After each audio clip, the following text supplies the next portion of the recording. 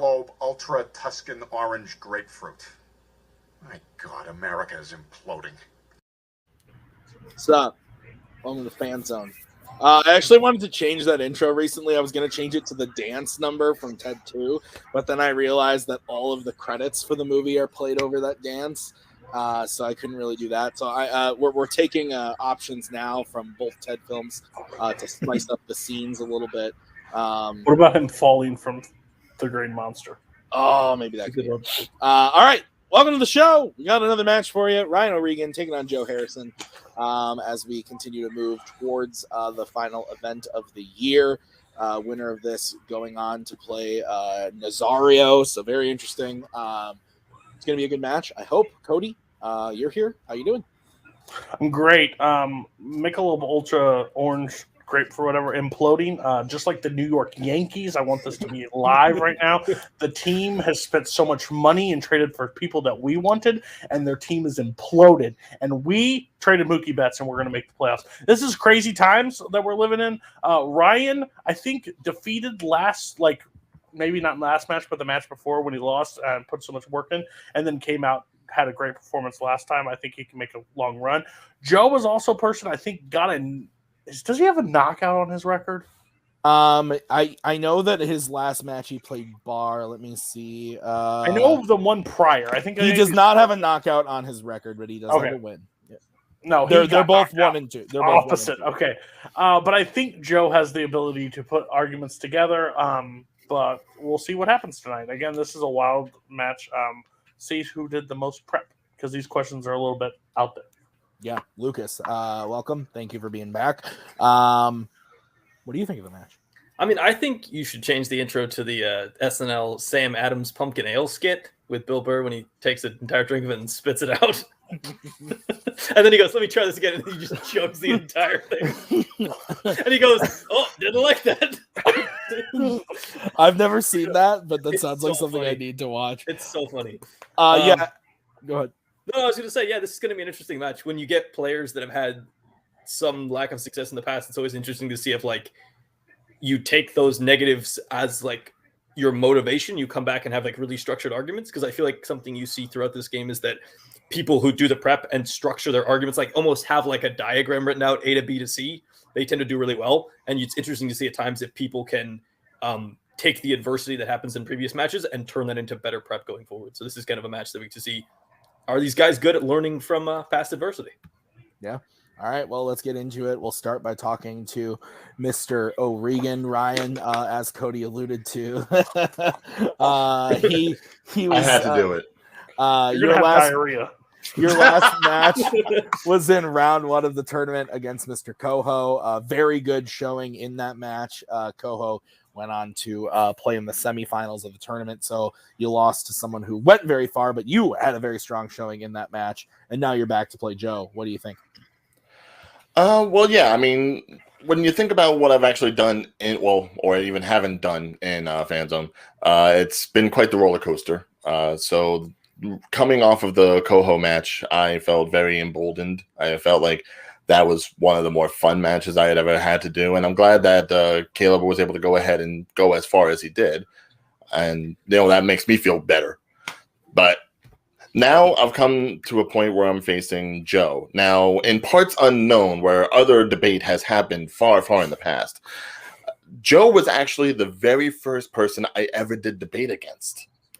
And so I've seen him gone ahead and, do what he's done here. And he's definitely stepped up his game since then. I think it might have been even his first match, too, at that time. So will this be a return to form? Will I have nostalgic feels? Will he utterly decimate me in revenge of what happened last time? Who knows? But I certainly like that I'm going to be able to go up against somebody that I've actually had some rapport with. So at least I'll feel a little more comfortable this time as opposed to just, trying to muscle it out against Coho like I did. Yeah, it's probably better playing Joe than listening to Coho talk for an hour. So, all right. You want a shot? Keep the Yankee stuff away, and you might have a shot in this match. Jeez. All right, let's bring in Mr. Harrison. Joe, you are back. As we said earlier, You lost to Andrew Barr in round number 1 of the tournament earlier this year, but now you are back playing Ryan, and it seems that you have played before. How are you feeling about the match? I'm feeling pretty good about the match. Like Ryan said, we've played each other before, so and I appreciate him saying that I have improved. I've tried to improve, take what judges say at each match and improve. So yeah, I'm excited for this match. I like both of our answers, so it's really, and like that's what I like is when both of us have strong answers. So it's really going to come down to the arguments. So yeah, awesome. All right, well, let's get into it. This is how it's going to work. Cody and I came up with some questions for the players based on categories that they drafted. They then picked answers to those questions and are going to debate them. They each get a 1-minute opening, followed by a 5-minute freeform, followed by a 1-minute closing for each player. At the end of the question, Cody, Lucas, and I will write on our handy-dandy boards who we think should have won that question. The first person to win 3 questions is the winner. So, gentlemen, any questions as we get into the first debate? No, but I would like it if Cody has any way of updating me on the Yankees score. That will probably help me later on, too. Yeah. Just really rile me up. I think that can definitely be a thing. You're muted, Cody, but I bet that's. You will see me celebrate if they lose to the Texas Rangers. I'm going to be honest. All right, well, let's get into it.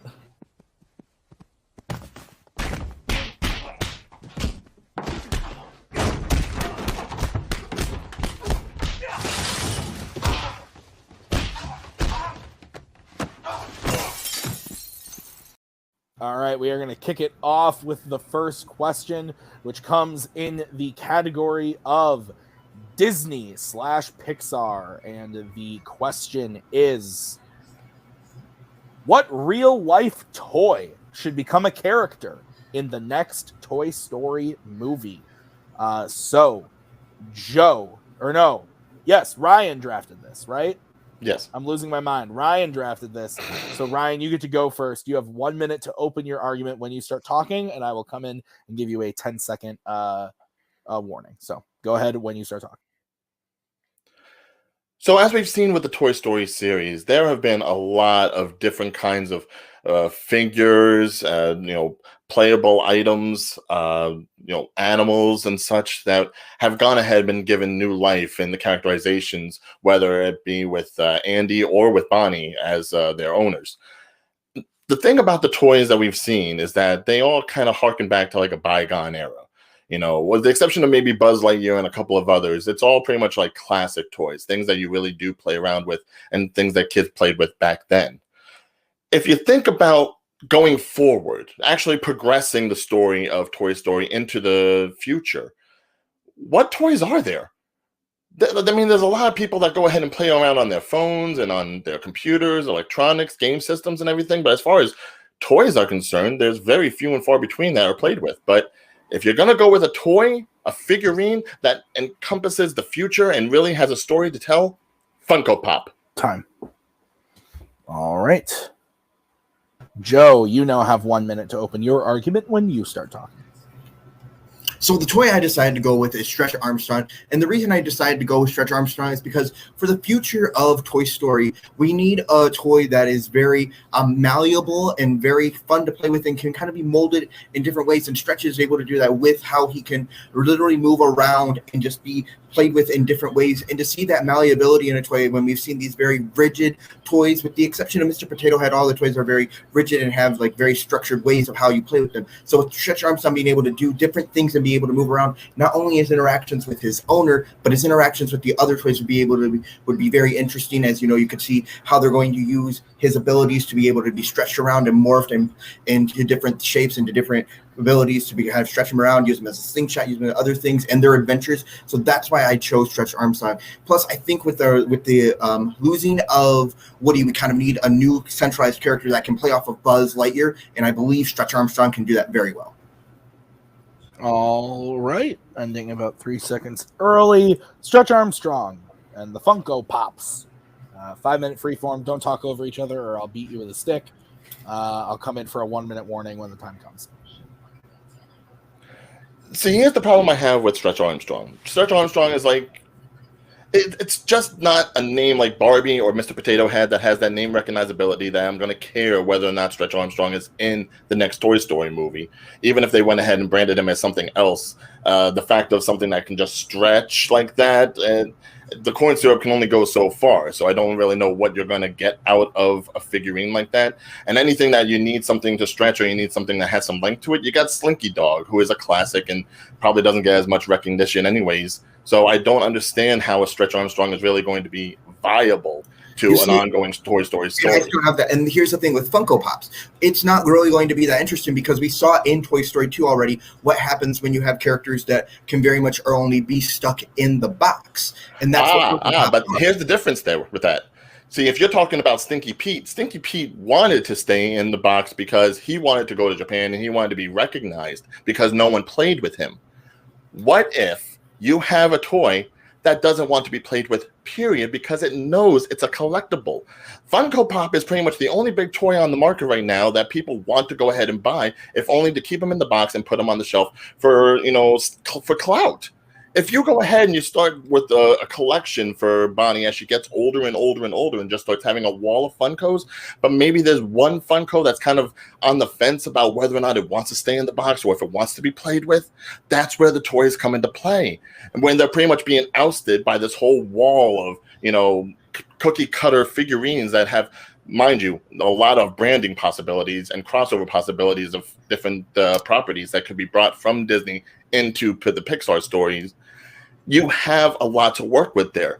Stretch Armstrong is just really nothing in comparison. Stretchon is something in comparison because he's a toy that you actually want to play with, and that's what these movies are really about. These toys that are played with and are interacting with these characters, with the human characters, and with each other, and to completely change the DNA and the branding of Toy Story into something of what if it's a toy that doesn't want to be played with? What if it is? It isn't. Because at the end of the day, Funko Pops aren't even really branded as toys; they're branded as figurines. So just to have this, and other toys were branded as figures and dolls and action figures and such like that.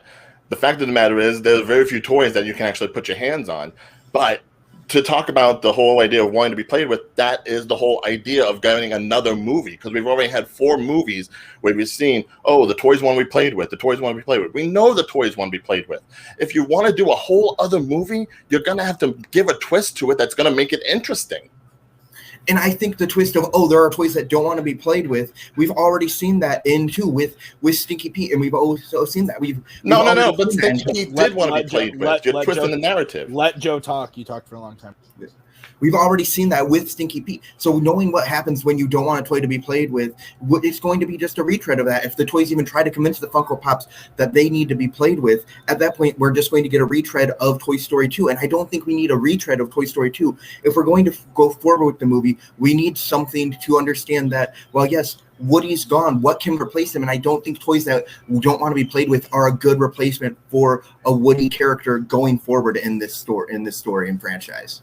But why does Woody need to be replaced? He doesn't. You already have 2 big main characters. You have the power couple of Buzz and Jessie pretty much leading the toys, plus every single toy addition that's been added to Bonnie's collection since the 3rd movie. There are so many toys that aren't even being talked about or being utilized. We don't need to add a whole other one that's just going to be lost in the pile and just going to to be there for convenience. Give me something that's actually going to push the narrative. That's going to create a story that's worth talking about. We don't need replacement toys, and we have toys that haven't even been explored yet. You want to add a whole bunch of Funko Pops that aren't going to be played with. Now that's where the issue is. You're starting to walk over yourself. If you're saying that we have toys that don't even need to be explored and you want to bring in all these other Funko Pops, Stretch is one character that we can explore and figure out his utility as a toy. Because what if we even do that with his utility as a toy and the toys wanting to be and being played with in a different way? We can explore that. With the Funko Pops just being on a shelf, they're more of a talking piece and it would become a more dialogue-driven movie, and that's not what Toy Story is. Toy Story is a very fun action movie. It's not a dialogue-driven movie because if you were listening to what I was saying before, if you start off with one that's kind of on the fence, but then Bonnie just keeps collecting them and collecting them and collecting them. There's like a whole hive mind that's just waiting to just be displayed, but one of them wants to be played with. They want to pull him back. The other toys want to pull him into play. He's the crux of the whole story. And before you know it, you've got like a toys versus zombie sort of apocalypse with the Funkos. Time. All right, Joe, you get to close your argument first. You have 1 minute when you start talking. All right. So what Ryan was saying with the Funkos really doesn't make sense because we were going to create a dialogue-driven movie. But with Stretch Armstrong being brought in, we have more of an action character, a character that can really be played around with and can bounce off the toys very well. With the Funkos, I don't think they can be introduced without returning Toy Story from what it was, a fun action movie with these action set pieces, into a very dialogue. Even if you create this hive mind of we don't want to be played with, you still just have Funkos in boxes that can't really move around, and it wouldn't be a very interesting dynamic to look at or very visually interesting. And when you're talking about Toy Story and you want these toys to be moved around, to be played with, to be visually interesting, Stretch Armstrong and his abilities can do that more than Funkos ever can. And then just the branding of the Funkos would be a nightmare as well. And we've already seen the different Funkos and how they interact as their own characters and their own franchises. So we have that for that. We don't need that. But bringing Stretch Armstrong in would be able to create this new dynamic with all the toys involved and have this new character to enjoy and play with them. All right. We move on to Ryan for his closing. Ryan, you have 1 minute when you start talking. Stretch Armstrong is a nothing character. Anything that Stretch Armstrong can do, there are already toys in Bonnie's collection that can do the same thing. There's no purpose for Stretch Armstrong to be there. He's not going to push the story. There's no narrative that's going to be able to be, making me want to see another Toy Story movie. But if you have this whole idea of Bonnie growing up, growing out of her toys, putting them on the shelf, not playing with them, and the Funkos are fine with that, but the old toys are not, and you have that divide, and you have at least one Funko to cross the line, that makes it interesting. And to say that they're just going to be sitting on the box, they can be bouncing in the boxes. Think about the whole army of boxes just like attacking the toys, hitting them off. There is dynamic action that can happen if done properly with them still being contained. But the idea is, if I'm going to see another Toy Story movie after 4 of them, it better be a story that's going to keep me captivated and it's going to have a message like all 4 other ones have. You don't need to replace Woody. You already have enough characters to lead the story. Just give me something new. All right.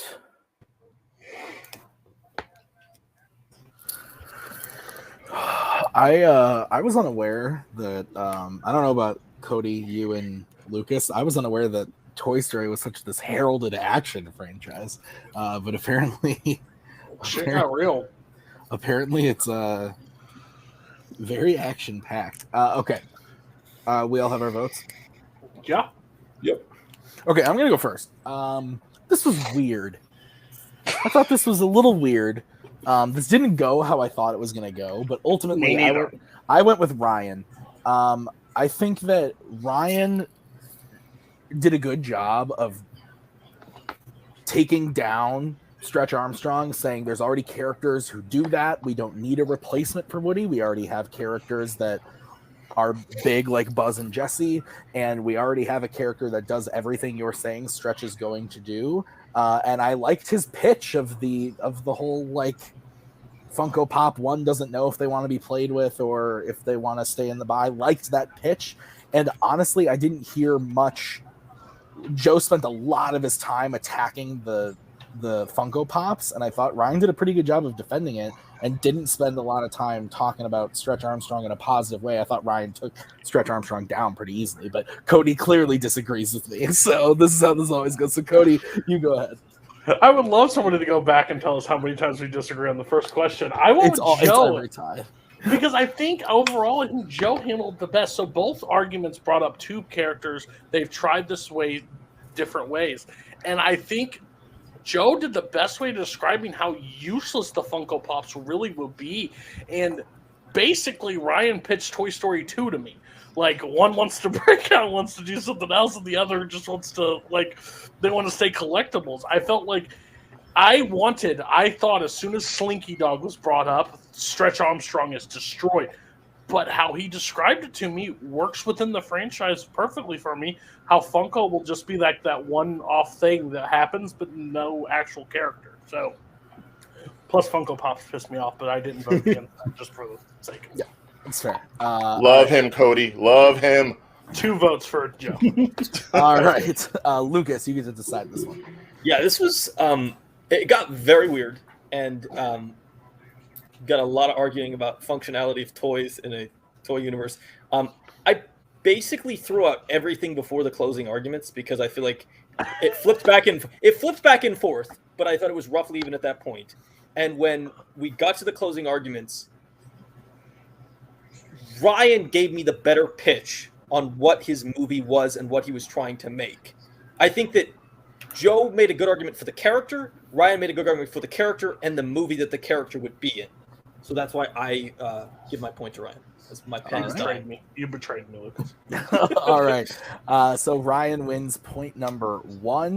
We are going to move on to question number 2, which comes in the category of coming of age / teen. This was chosen by Joe.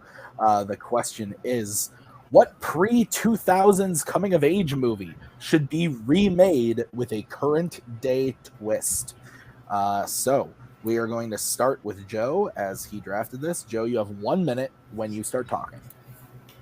So the movie I chose is 1998's Edge of 17. For those of you who don't know what Edge of 17 is, it is about a teenager named Eric who is going into a senior year of high school, and he's very coming to terms with his sexuality and trying to navigating that as he realizes that he is a gay man. And so the modern day twist that I am having on this movie is that he is going to be exploring his sexuality during the age of dating apps. So he will be using stuff like Tinder and Bumble and Grindr and kind of trying to navigate that, and then also realizing that as he's ready to come out and ready to come into his own, that with the age of dating apps, there are a lot of people who are going through the same struggles as him but are in a different sphere where like he'll meet up with someone on a dating app and then they'll just be like, no one can know about this, I'm not out, like da da da da, and then he's going to start navigating how the dating app world is going to affect not only him as a teenager coming into his own in the dating world, but also as a gay man navigating this new dynamic in our social media age. Time. All right. We'll move over to Ryan. Ryan, you have 1 minute to open your argument when you start talking. So the movie I got was actually a movie that I didn't even see on my own. I saw it in school because we were reading the book, and that would be the 1980s classic, The Outsiders. Pretty much the start of the Brad Pack era with all the big names that you had starting off between this little gang rivalry between poor kids and, poor black white kids and rich white kids. Great story, great movie, but obviously it's a little one-sided as far as inclusivity. So the twist I would have is that if you're going to talk about outsiders, then you have to have like a whole lot of different people involved in this. It's not just against rich and poor. It's about, it can be about race. It can be about gender identity. It can be about social status, sure, but it could also be about religious issues. It doesn't necessarily have to be 2 gangs. You could have 3, maybe even 4 different units, all having to feel like they are outsiders from one another and from society. Time. All right. The non-Haley Steinfeld Edge of 17 movie versus The Outsiders. You guys have 5 minutes when one of you starts talking. All right, so you see, the issue with your updating The Outsiders with that modern twist is The Outsiders is so intrinsical to that class issue. And with your modern twist of it not being about that class issue, then you really get away from what the point of The Outsiders is as this whole entire movie. While with my movie, by adding this modern update of dating and of the dating app age, you actually add something to it and you add this extra layer to it. But you don't really add anything by you're more or less taking away from The Outsiders when you're no longer talking about the class structure and the class warfare between the socias and the greasers. Right, and your movie is essentially Love, Simon. It's been done with a gay man trying to find himself in high school before he comes out to the people that he loves, and obviously a little bit more of a conservative side from his father, and certainly the internet does play its well into it with the the use of the emails back and forth and messages. So exactly how is this movie that you're making so much different, so much stranger, so much of an update that we haven't already seen before? At least what I'm talking about with The Outsiders, you're basically taking what's the best of like things like 13 or Kids or things like that, and you're really going ahead and blowing it up. All you need is just one side to kill someone from the other side, and that pushes the narrative of the movie. Outside of that, you can go ahead and you can have Pony Boy or Dallas or Johnny or Cherry be any combination of different kinds of people, and that's the people who are outsiders feel more inside, feel more involved, and feel more connected. More people would want to see this than a bunch of white boys fighting. But here's the whole thing. So what you're saying is you're still keeping the class warfare in, but just making them different. That's not really a modern twist or a modern update to it. You're just saying let's cast. It is a modern update because it hasn't been talked about from back then. The movie was set in the 50s, and it was done in the 80s. Nothing like that has had any kind of like modern update, has had an update that really is going to make people. But what you are saying with your movie is that we're keeping the class warfare structure, but just creating a racially blind class. That's not really updating the movie. That's just saying let's make the cast racially blind, which can be done, but that doesn't really answer the question of giving it a more modern twist. Mine at least has that modern twist, because when it's talking about in the 90s, they didn't have that in any area. What you have Eric going through is he's going to these gay bars and these gay clubs and sneaking in. But with this whole dating app thing, he can go on the dating apps, he can explore that way, and maybe he sees people in his life that are anti-gay, that is like now he has to keep these secrets, and he's struggling with this like, oh, what's it like, like self-loathing and stuff like that, like people who are very much lying about themselves and identities. You're not only exploring who Eric is a person, you're also exploring other people and what they believe, because we now know as an audience that there are these people who are on these dating apps that are specifically for gay men, and that they're like publicly not that. But with your movie, it's not really updating it to the modern thing. It's just creating a racially blind cast from what you've been pitching. See, I can't agree with that, because I feel that by modernizing the cast itself, by modernizing the characters and making them an amalgamation of whatever structure you want to go ahead and put up or down from one another, because it's not necessarily rich or poor. It could be like gay, straight, trans. It could have a trifecta sort of thing. It could be, a varying races depending on the location that you shoot in. It doesn't even need to be set nowadays. You could go ahead and set it in the 90s, and you could still have that kind of like structure to it. But I think by doing it modern now, in this day and age where we've had so much go on in the past year, and there's so much like pent up tension between race and wealth inequality, and obviously there's the religious issues, especially with what we got going on in Afghanistan. You have so many different conflicts. You could cherry pick what you'd want to put into this movie, and it would work so long as the main narrative of the the warring factions, the death, and the maturity of going home and owning up to your issues stays intact. What you're talking about has been done completely by other movies. I mean, Call Me By Your Name, I'd say, was more artistic about it. But if you want to go with the cyber route, again, love Simon, and even the television show love Victor. And pretty much any show that has like a gay male protagonist has gone down this road. It's not anything new. And what you're saying with your updating, there's stuff like The Kite Runner that explores youth with the issues with and it does more than that with the issues of that. You also have shows like we're getting the updated West Side Story with the race issues. So what you're picking and saying that you're cherry picking issues, you're not really modernly updating it. You never gave a clear picture to how you are updating it. You have just said this is what we could do, when you haven't really gave the true update to it. And that's what I haven't heard from you this entire thing. Okay, so let's go ahead with a modern update then. If I wanted to go ahead and say cast someone like Pony Boy, I've got 3 names right here. Michael Cimino, who's LGBTQ rights, Storm Reed, Black woman, Jaden Martell from It movies. Perfect castings that you could go ahead and make anything around them. Around them. Strike it from the record. Ryan, you get to close first. You have 1 minute when you start talking. See, I interpreted the question as taking a movie and giving it a modern twist. As long as you take the narrative itself and keep it as such with, the death, which is the main crux of things, and you have, say, a warring faction of rich Black people, or you have a warring faction of, poor Indian people who are just trying to get by or something. As long as you make it something that is not just a simple whitewash or just talking about, first world problems like that, you make a story that is modernized. And as far as I'm concerned, The Outsiders is a story that could use a modern take.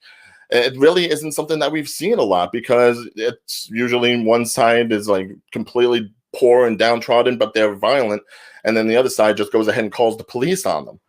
We don't need that. I want to see them actually handle their own issues. And with this movie, you can do that. You can see them handling it at a young age and become more and better mature people. Time. All right. We move over to Joe for his closing. 1 minute when you start talking.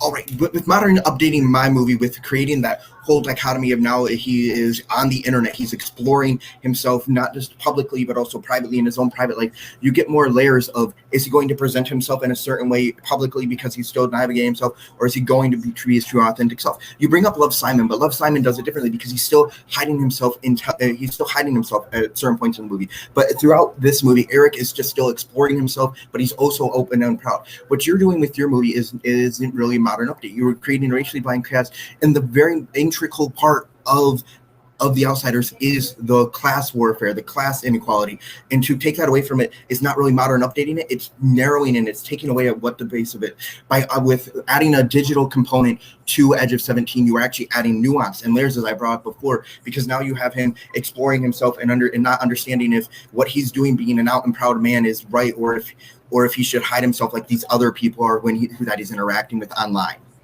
Time. All right. Let's bring in El Judgijos. Everybody good to go? Lucas, you get to kick this one off. So I will say, I'm not going to hold this against Joe, but there is a massive flaw in his argument, which is that teenagers are not allowed on apps like Grindr, Tinder, or Bumble. So technically, anyone of the age of 18 is not allowed on them. I won't hold that against him. I will say, I think Joe said it best in the closing when he said to Ryan, you didn't really pitch an update. You sort of pitched 40 different updates, and I didn't really hear a clear indication of what he wanted to do. I don't necessarily think Joe's pitch is a particularly great update, but I think he gave me one clear idea of what he wanted to do, and I'm going to lean Joe because of that. I agree with Lucas. I went Joe. I thought that Ryan's Love Simon attack off the bat was really good, and that was about it. The rest of it, I thought Joe totally dominated it. Talked about why this would be an interesting way to update. I haven't seen either movies, if I'm being honest. I never saw The Outsiders. I've never seen this. I'm sorry. I know I need to watch it. But based on what I heard, Joe completely sold me on his movie, and then also completely tore apart how understanding what Ryan was going for, but never like narrowing down exactly what the modern update was, besides just like adding in the different classes in there. So Joe wins the point. Cody, your vote doesn't count. Where are you going? Why? Yeah, so I also went Joe. The thing is, I think if Ryan would have just stuck with like a theme and just continued with it, he had a shot. I actually hated the Love Simon argument because I think then you could just go through the time and say, well, this race war movie, and like you just discredit everything of getting the modern update. Yeah, I think Joe overall sold it really well and did a great job of handling it throughout. Yep. All right. So Joe does win that point. We are going to move on to question number 3. We are tied. So question number 3 is in the category of horror, chosen by Ryan. The question is, what horror movie should get a new direct sequel a la 2018's Halloween and 2021's Candyman? So we are going to start with Ryan, as he drafted this. Ryan, you have 1 minute to open your argument when you start talking. So in the same vein as the two movies that were mentioned, I had to think back to a movie or even a series where I liked the first one, or maybe even the first or second one, but everything afterwards kind of just like, fell off, which for horror, that's happens a lot. But one thing I noticed that we've gotten in horror lately that we have maybe leaned a little bit too much on is the fact that, these ghosts or these ethereal beings or just a simple slasher like Michael Myers just seems to be more of the norm. When was the last time we had a horror movie that really had like a creature, like a real horrible, scary entity? Something that's visually threatening as well as murderous. That's why I went with Pumpkinhead. because I loved the first movie with Lance Hendrickson. I thought it was a really nice story. I thought the character of the monster itself really struck out on its own, but the sequels died out. Time. All right, we move over to Joe. Joe, you have 1 minute to open your argument when you start talking. So I went with the creature from the Black Lagoon. Now, the creature from the Black Lagoon ends with the creature being shot into the depths, and he's bleeding out as he gets into the murky water. And then 1955's Revenge of the Creature brings him back, but it's not very, it's kind of stupid. So what I'm doing is we're getting rid of that. And with the Revenge and with this new update, it has been decades. It has been decades since that creature has sunk to the murky depths. He has become much more of a legend than he was an actual thing. The scientists who encountered him refused to talk about him. So it becomes this whole mysterious more thing. But when he comes back when he comes back in this, it's going to be much more effective as these land developments and the creature, the Black Lagoon, is being encroached on, and we get to see this new update with these new scientists and things. And it's going to be a much more poignant update in this more modern in the modern terms of it. So Creature from the Black Lagoon deserves a direct sequel, and that is why I picked it for all those reasons. All right. I took myself out on accident. So Creature from the Black Lagoon, Pumpkinhead, you guys have 5 minutes when one of you starts talking. So the Creature from the Black Lagoon, obviously with this new movie that you're doing, at what point does it just become The Shape of Water? Because when you look at the first movie, for as much as you want to talk about like there actually being a guy in like a Gillman suit, it was essentially a love story because he ended up obsessed with the woman on the expedition and kidnaps her and tries to take her into the depths with him. So how is there going to be anything good about like just going ahead and being like, you know, trying to retread the King Kong formula of going to find the creature, you bring him back to the Mon Society all caged up. That's not he's what just I going to fall in said. love with someone again. That is not what I said. I said we were talking about this land development, how the Black Lagoon, you know, it's been this pristine area that no one has decided to touch.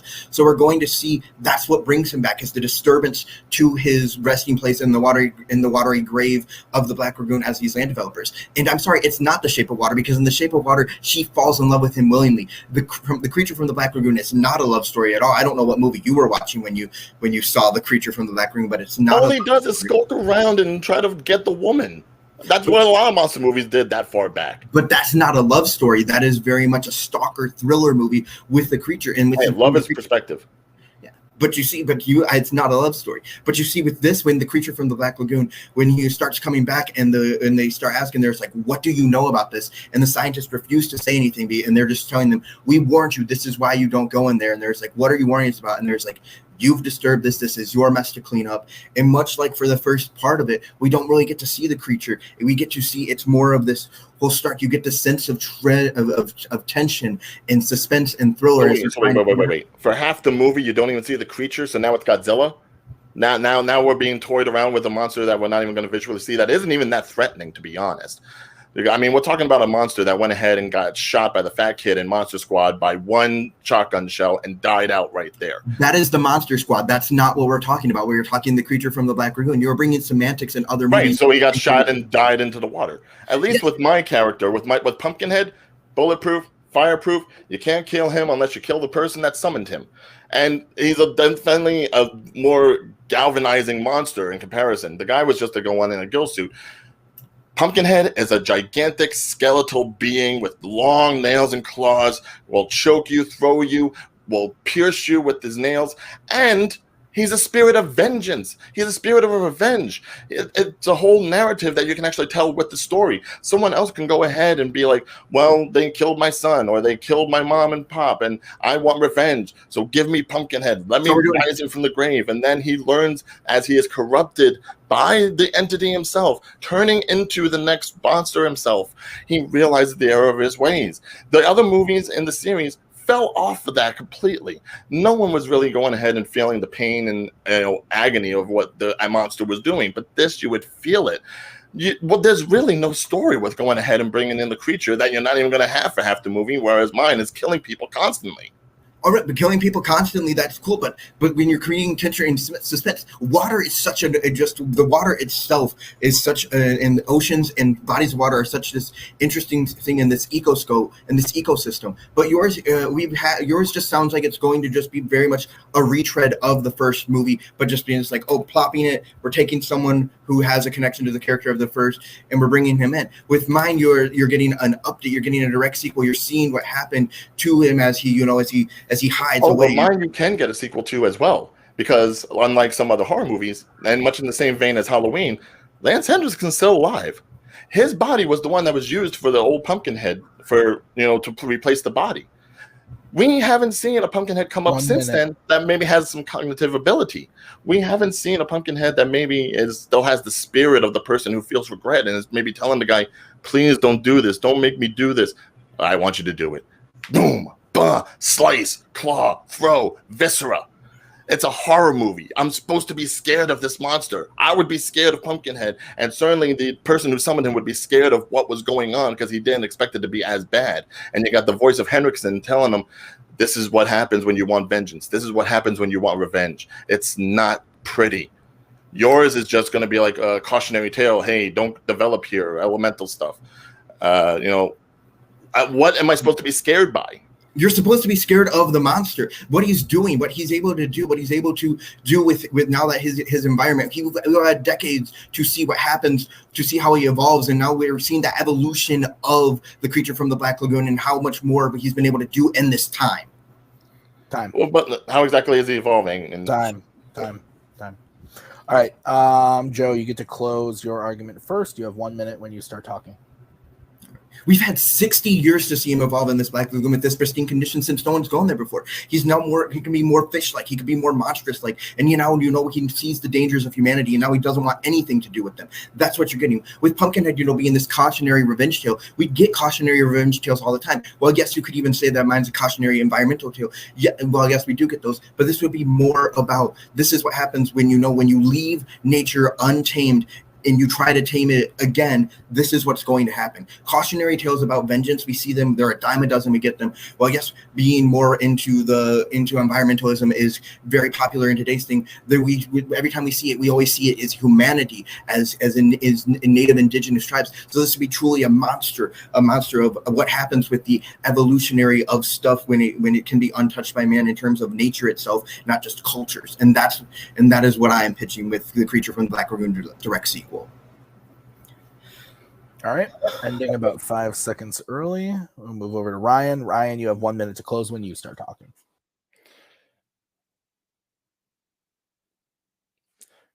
You're pitching a horror sequel where the monster doesn't show up for the first half of the movie. You didn't describe how threatening it's going to be, just that it's going to evolve, but you didn't say how it's going to evolve.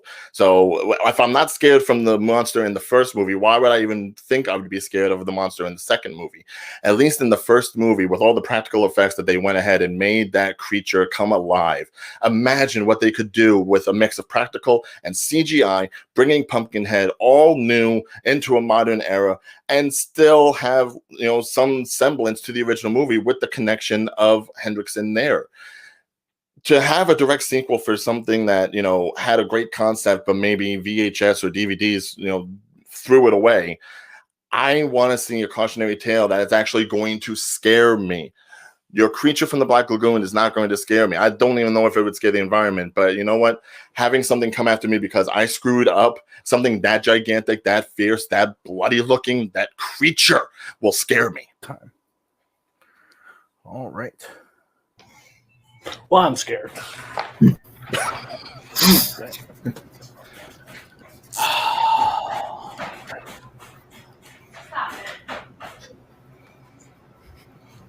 Okay.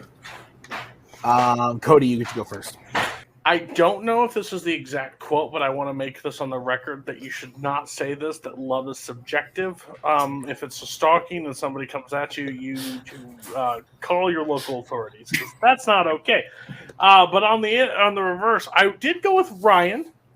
I think Ryan overall pitched a better horror movie in the breakdown. I think The Shape of Water was a really stupid pull, no offense. But overall, I think that you did he kind of pitched more of a thriller, which I think horror can be thriller, but when I'm looking what drafted, I'm looking just basically at the horror. And he talked about a lot of blood, so it scared me. So Ryan gets my point. All right, Lucas, where are you going anyway? So I think the really important point that was made very late in the arguments was, if we're going to pitch this round, the question is specifically referencing a sequel to an original movie, a la something like Halloween. And I think Ryan made a really good point when he connected it using Lance Henriksen and being able to connect it to the original film. Joe pitched a sequel to The Creature from the Black Lagoon, but there's really no way to do that type of sequel to Creature Like the Lagoon, and he didn't even really make a good argument for why, just because it's so far back in the past that there's no way to really connect that in the same way. I think that Ryan just pitched a better sequel in fitting with the question. All right. So Ryan does get the point. I actually would have also gone Ryan, is what I did. So, yeah, I think that, like Lucas, that Lance Henriksen thing, bringing it, I never even heard of Pumpkinhead. I love horror. I'm telling you, I've never seen it, never even heard of it. So I'm interested. I'm not going to. I'm interested, but I agree with Lucas. The big thing of connecting it back really hit for me. So I gave Ryan the point. So we move on to question number 4. Joe does need to hit this in order to stay in it. If Ryan hits this, Ryan will be the winner. So lots of stuff could happen. Okay. Your question is from the category of Marvel/MCU. Pick any character in a non-comic book fandom movie to add to the end battle of Endgame that would be the best help. Joe, you drafted this, correct? Yes, so you'll be going first. You have 1 minute to open your argument when you start talking. All right, so I decided to go with Dumbledore from the Wizarding World, and he is going to be fighting alongside our Avengers against Thanos and his army. As we've seen that we have these very powerful mystical arts characters that really were able to help out with Doctor Strange and Scarlet Witch, and so adding another high-powered sorcerer to that in the form of Dumbledore is going to be very powerful and be able to kind of be able to back off with, as we seen when he was fighting all the in Fury and the 6th movie with the able to create the giant wall of fire. He can do that. He also he's the master of the Elder Wand, the most powerful wand in existence, so he has that going for him. He is a master of magic. He is there for the long haul, the long battles, as we've heard with how long his historic duel with Gellert Grindelwald was. So he can make sure that they are ready for the long haul, the long fight. He has healing spells. He has all this ability. He can be not just an offensive, also support and a defensive player for the Avengers and their allies. All right. Move over to Ryan. Ryan, you have 1 minute when you start talking.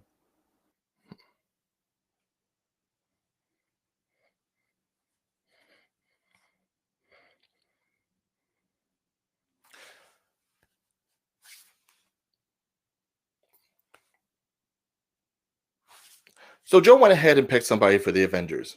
I went the other way. I picked somebody to help Thanos. If you look at the whole of Thanos' army, whether it's the millions of little creatures that are come from the pods and attack everybody, or simply the Black Order, which of Proxima Midnight, Corvus Glaive, Cull Obsidian, all big brutes kind of like Thanos himself, durable, strong, but there's only one person, like say Ebony Maw, someone with powers, actual powers, someone with telekinesis, someone who can float and fly, someone who was actually capable of taking down the Sorcerer Supreme when they first met him.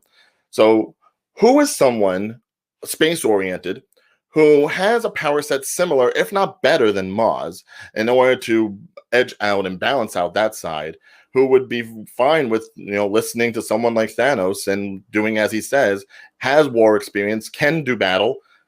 Darth Vader, of course. Time. All right, Darth Vader versus Dumbledore. 5 minutes. You have to say it like that. One of you, it's a pipe bomb. Okay, 5 minutes when one of you starts talking. I wasn't going to bring that up, but yes, Dumbledore is bringing that pipe bomb with him. No, I'm just kidding.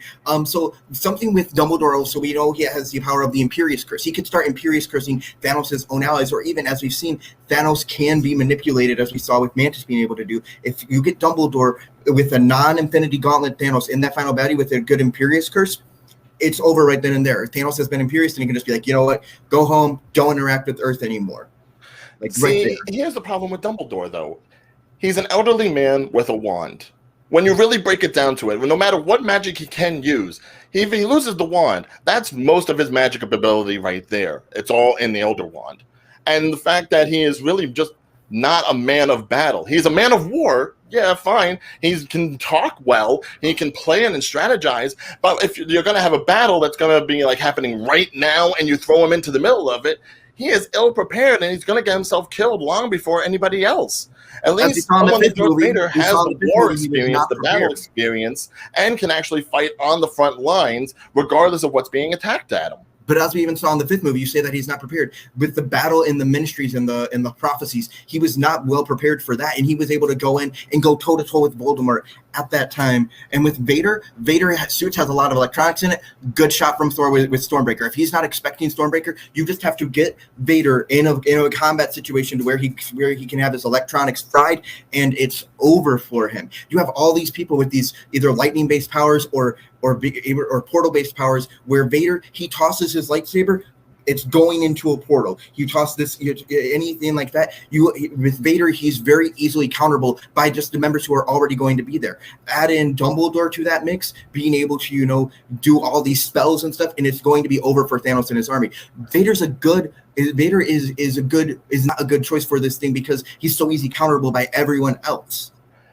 You're assuming that he's counterable by everybody else. He's probably the only person within that whole spectrum who's actually had wartime experience, except for maybe Thor, yes. And even then, what? Thor's going to go in and aim for the head of Stormbreaker? Force stop. He's going to go ahead and shoot lightning at him? The Vader can go ahead and supply himself, even if the suit himself overloads. He is, fully capable of having enough durability. Mind you, that armor can take a hit from a lightsaber. You really think Thor's lightning is going to do that much more than Force lightning did? Even when Force lightning from the Emperor got him, he was still going. You can't stop a being like Vader. And yes, with Vader, you get the Force powers, you get the lightsaber. You can come in even as a personalized TIE fighter and just start blasting everyone down if you wanted to. What's Dumbledore going to be riding in on?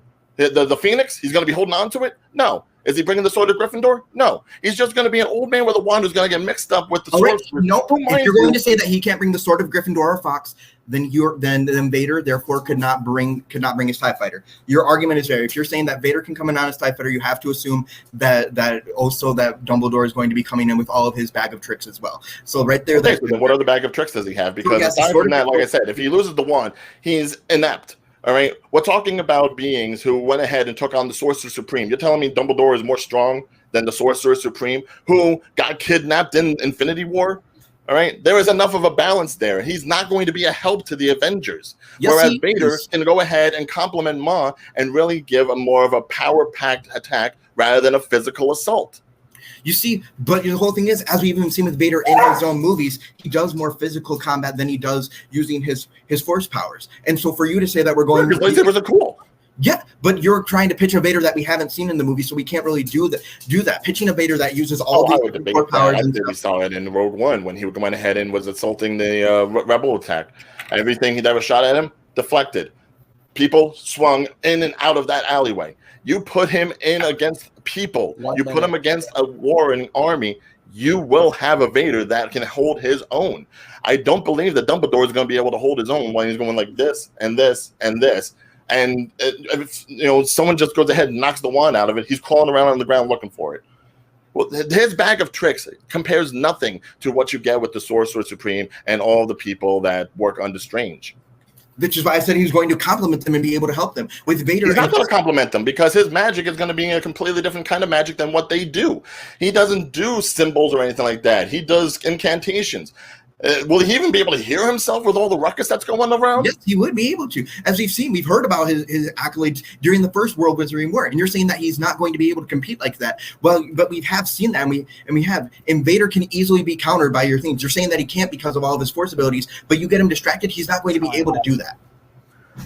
All right, we are going to start with Ryan. Ryan, you have 1 minute to close your argument when you start talking.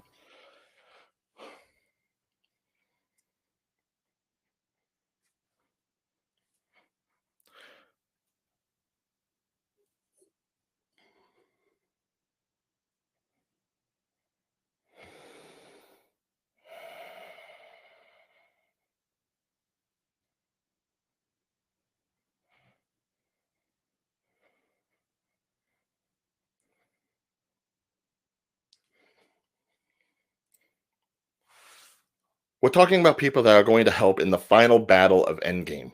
We're talking about people who need to help their respective sides, not just protect the people that are on their side, but also decimate the other side.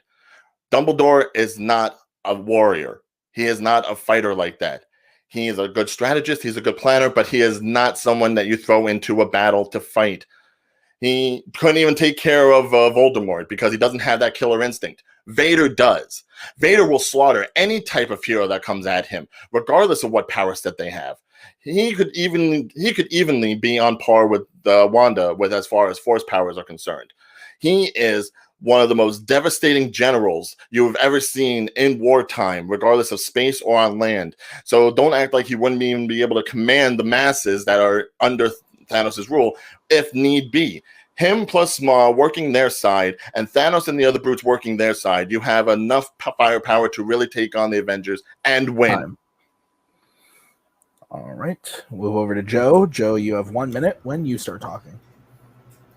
Oh, you say that Dumbledore is a good strategist, but not a good fighter, so that's why he wouldn't be useful. But then you try to bring in Vader's strategy into it with how he would lead. Therefore, that negates your argument right there. You can't have it both ways. You can't say because Dumbledore is a good strategist, but not a good fighter, that he wouldn't be helpful because his strategies would be useful. Because if Vader's strategy is useful, then you can obviously assume Dumbledore's strategies are going to be useful as he's helping out with this fight. Well, yes, Vader would be useful for an offensive front. Yes, he's not very useful for a defense or a utilitarian front.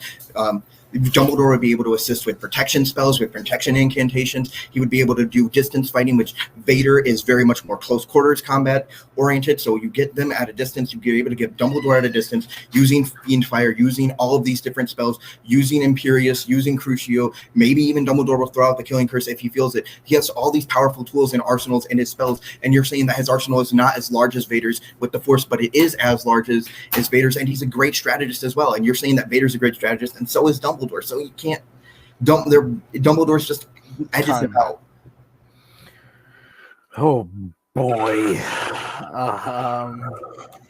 I ever told you how happy I'm not playing Fandom anymore? I didn't know that. We got to talk after this. This is. This argument hurt my head. Dumbledore. Oh God! Stop! No. Snape. All right, I'm just gonna go. I'm gonna go with my you, not Hermione. You, Harry, has to be you. I'm gonna go with my gut, and if I get bitched at, I'm sorry. This is what I'm feeling, so I'm going with it. Okay, we're all good. Sure. I'm going with Ryan. I thought that Ryan, his whole thing of Dumbledore not being good on the offensive, we're looking for the battle, also adding in the thing of the Sorcerer Supreme and all of the sorcerers that are there being not necessarily exactly the same as Dumbledore, but basically having similar skill sets, whereas Vader and Maw as the generals of this army would be able to match up with the strongest Avengers and could take off any of them. That worked for me. I don't know why, and I feel like I'm totally wrong here with Cody apparently, but we will go to Cody next. That's where I went. So I feel like there was a lot of missed opportunities and made me want to jump in and debate this because there was one character that's a complete bullshit that has so many mood swings and has been taken out and then tried to redeem himself numerous times. Easy enough. Could have killed Vader. No questions asked. Then there was Dumbledore. And I'm just questioning if everybody's seen Harry Potter and like who this man really is. There was just a lot of like, man, like when people say the Beatles is the best band, fuck that, Beatles suck. Why? I don't fucking know. They just fucking suck. Like you have no counterpoint for it. You're just saying he's a terrible strat. This man knows everything before it happens. He plans out the events years in advance. I went with Joe because basically every time he said my strategy would work as Vader, but fuck Dumbledore's strategy. Why? That doesn't work. Like if one strategy works, the other works. I think Joe just handled it all the way through this entire fight. But I'm probably wrong because. All right, Lucas, where are you going? So I think the most impactful part of the argument was the closing by Joe when he really broke down the power sets. Now, I don't necessarily agree that Dumbledore would use unforgivable curses, but I think he did a good job countering a lot of Ryan's points about Dumbledore and sort of breaking down why Dumbledore is actually the one who has more abilities and more weapons to use in the battlefield. I lean slightly Joe. All right, so that means we are tied and moving on to the speed round, sudden death. Here's how it's going to work. I'm going to take out Lucas and Cody. I will stay on screen for this. What we have done is we've randomized the things and come up with a category and a question to give to you guys on the spot. I'm going to say the question. And then I'm going to repeat the question a second time. After I have repeated it, you can then say an answer. Whoever says their answer first will be going first in the debate. Each person will get 45 seconds, 45 seconds. Then the first person will get 30 seconds, and the second person will get 30 seconds. And then we will vote. It'll be very quick. You can use your time however you want. You don't have to all talk about all your thing, their thing, whatever. You use your time however you want. Do we understand how this is going to work?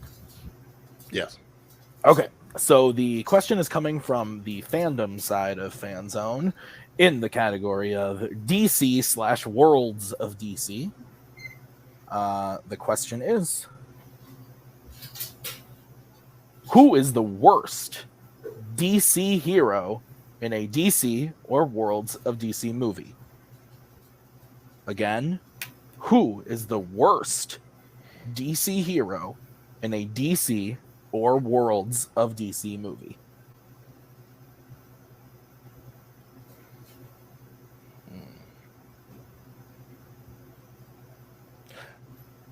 Depending on the character, do we have to state which movie they're bad in?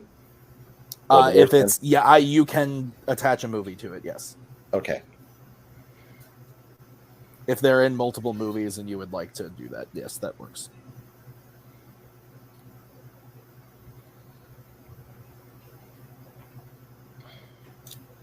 Robin, Batman, and Robin. Okay.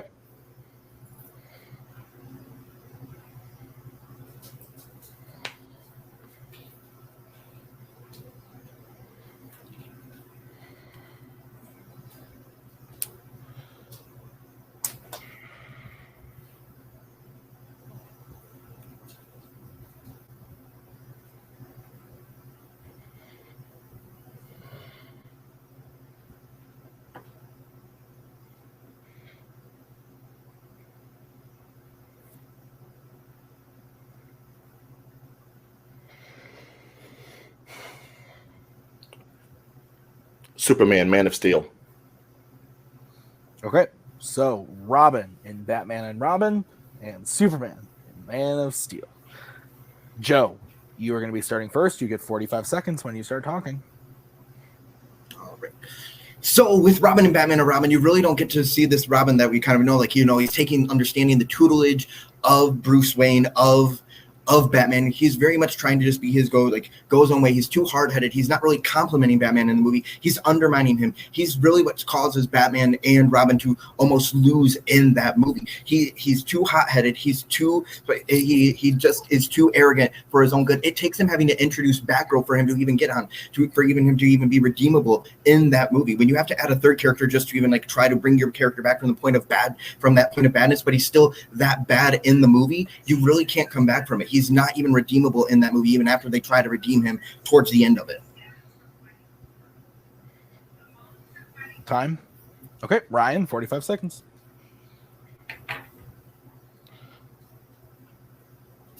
The Superman we get in Man of Steel is more of an angsty T than even Robin is. He is the reason that this whole issue with Zod and everything comes to Earth. He throws around his powers regardless of whether or not there's any rampant destruction, which is not the heroism and Superman that we have seen in other iterations. It doesn't happen until later on in the series that he becomes a better Superman, but as far as Man of Steel is concerned, he is more of a devastation. He is more of a threat than probably most heroes should be at that point. And it's the whole reason we got Batman vs. Superman, because he doesn't know what he's doing or he doesn't care. And let's face it, he does break the hero cardinal rule of killing somebody when he breaks Zod's neck. He's just not a good hero there. Time. Joe, 30 seconds. That is not a hero cardinal rule. There are certain heroes that have that cardinal rule. Superman does not have that cardinal rule. That does not make him a bad hero. He's not, disregarding for the human life. He's trying to understand with his power set. And coming to understand with that power set, he's not really being able to regulate it well. That doesn't make him a bad hero. That means he's still coming into his own as a hero. With Robin, he's already had the previous movie to kind of come into his own and be a hero. And he's disregarding everything that Bruce has ever taught him in this movie and is just being more of a hindrance than he is a hero. With Superman, you are at least getting him to actually be a hero. Robin's a hindrance. Time. Ryan, 30 seconds. Robin's not a hindrance. He's the epitome of a sidekick. Sometimes the sidekick gets captured. Sometimes the sidekick goes ahead and helps you out when he most needs you to.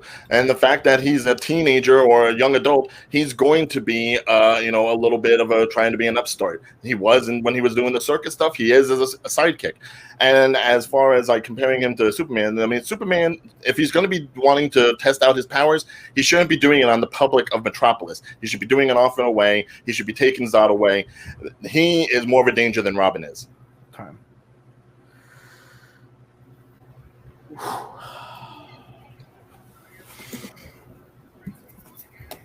Oh boy, this is tough. That was good. It was.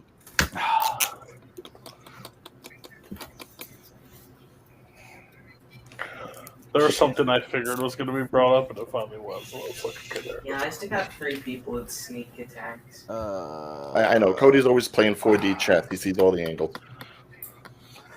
God damn it. I'm just always afraid that I'm wrong. You normally are, so it's fine. I know. In this debate, it's a subjective answer, so you don't have a wrong opinion. At least we have 3 judges instead of 1. It's what works for you. That's fair. Lucas, you get to go first on this. Lucky me. It's never wrong. I mean, I could definitely be wrong on this one. This was about as close as you can get an argument, especially with such little time to separate people. I think that I'm leaning slightly Ryan, specifically focusing on the moment when he said sometimes sidekicks are just there to get captured, and that Superman was a greater threat to people than Robin was. And at the end of the day, a pretty good definition of what a hero should be is not putting people in threat. So I thought that was a convincing argument in an argument that was incredibly close either way. Do you want me to go, Cody, or are you gonna? I can go. I'm supposed to go. You want to go? Yeah. Okay, go ahead. So I think there was a very strong point in this fight when Joe said he's working to figure out what his powers are supposed to do, and that's one of the key points to this fight for me for Joe, because I think what I knew as soon as Man of Steel was picked, because it was the popular he betrayed Superman. Well, Superman's a shitty superhero, so but besides my personal opinion on that, I think he was able to target it to he was trying to figure out, and I believe Zod got it off easy, because I wish I would have left that movie when Zod did so. The suspense is here. Now I hate this. I wish I would have gone before. I went Ryan. I agree with Lucas. I thought that it was so close, and what really brought it down to me was that Ryan was able to bring up more specific awful things that Superman did in the movie than Joe, and that his point about Robin is there to be a sidekick to Batman as the hero, and Superman is a just awful hero, whether he knows there are things that he could have done to not put the people of Metropolis at risk, which makes it even worse.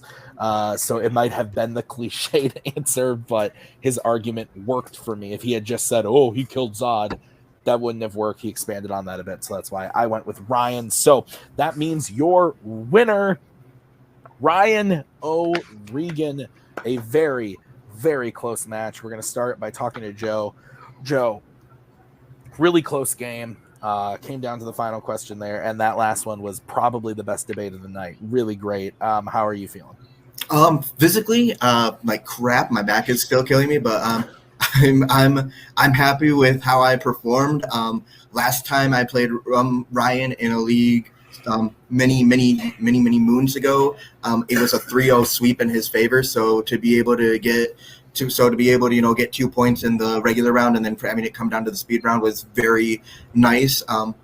So Ryan kept me on my toes the entire time. I felt better prepared for it, so I'm very happy with my performance. Would have liked it to go the other way, but it happens. At the end of the day, he did have a better argument on the questions that he won. Okay. So, Joe, this does mean that you're done for the season, but is there anybody that you want to debate when you come back? I'm cool with whoever. I'm pretty sure I have one of like the worst records now at 1-3. So anyone with a similar record? There are people with records similar-esque, so we'll see what we can give you. All right. But Joe, it was a pleasure having you here tonight. You did a great job. So let's move over to talking to Ryan. Ryan, congrats. You got another win on the record. You are now 2-2 even. How are you feeling? Oh man, that Dumbledore Vader one really took the wind out of me. I was like, we have to do that before the 5th question. Oh, it murdered me. But yeah, okay. So, Joe, I am so happy with how much you have improved from our first time. Really, I mean, I there was maybe a small part of me that was like, is this going to go the same way it did before? And I am happy that it didn't, because otherwise, I would have been like, come on, I know you're better than this. I've seen you better than this. And you rose to that occasion. And so, Joe, great job. Great job putting me to the work. I honestly thought I had Vader with that, but apparently Dumbledore's arsenal is just a little bit bigger. I should have gone with the whole, hey, Vader could stop Tony from snapping. But, I didn't do that. But it's nice to get the win. It's nice to actually have all that work pay off, especially when it came to having to bust Superman, which I love Superman. I do. And the fact that I actually won my categories. So it's like I knew I put the time in correctly. I am a little apprehensive knowing that I have to now go up against Nazario, because I do believe there is a little history there between me and him. And that's going to be an argument, because as far as being an animated talker, as someone, who really gets into the debate and does just sit there and talk, Nazario is one of the most galvanizing characters, I would say, that we've seen in anything, Fanzone or otherwise. So to put me up against him, bring your popcorn. Yeah.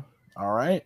Well, Ryan, congrats on the win. It was a great match. I'm looking forward to seeing you play Nazario. It's going to be a really interesting one. So we'll see you real soon with that one. Lucas, any final thoughts?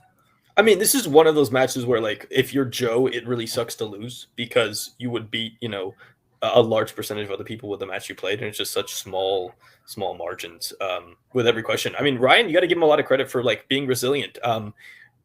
When he lost a point, he lost it by a much wider margin than Joe did. Joe was pretty close on all of them. So Ryan really, like, he got knocked down a couple times, and then really came back to like pull out the points he needed to and get the win. So like a lot of credit to both competitors, but big ups to Ryan for the win. Yeah, absolutely. Cody, final thoughts from you? We're just sitting here today, and we did something. We confirmed that Man of Steel is a worse film than Batman and Robin. I can't sit by and allow that to happen. But no, this is a really good debate. I think, again, when you come into this fight, you could see it going different ways. Somebody not preparing. Joe, if that's you on a bad back, like, lift that keg some more. I think you could do really good in your next one. Yeah, I think Ryan's got an uphill battle next, because the person like I don't want to debate is Nazario ever, because Nazario just is brutal. Yeah. Like he will just go for the jugular, and he will say the things that we won't say. He will put our entire channel in jeopardy. So, good luck. Draft very, very smart. You're gonna need it, but yeah, great fight overall. And I'm good. I can't wait for Joe's next match because I think he'll be better. Absolutely. All right. Well, that's going to do it for us today at Fanzone. Thank you so much for watching. The next match we have for you is another Joe. Joe Fairley is returning after his last win to play Cameron Holtzman. So that one's going to be interesting. We'll see that in a couple weeks. And then we'll see the aforementioned Ryan versus Nazario. So we're getting close to the end to find out who's going to play Kirk. Lots of interesting opponents could come their way. So looking forward to it. We'll see you guys real soon with the next match. But until then, have a good one.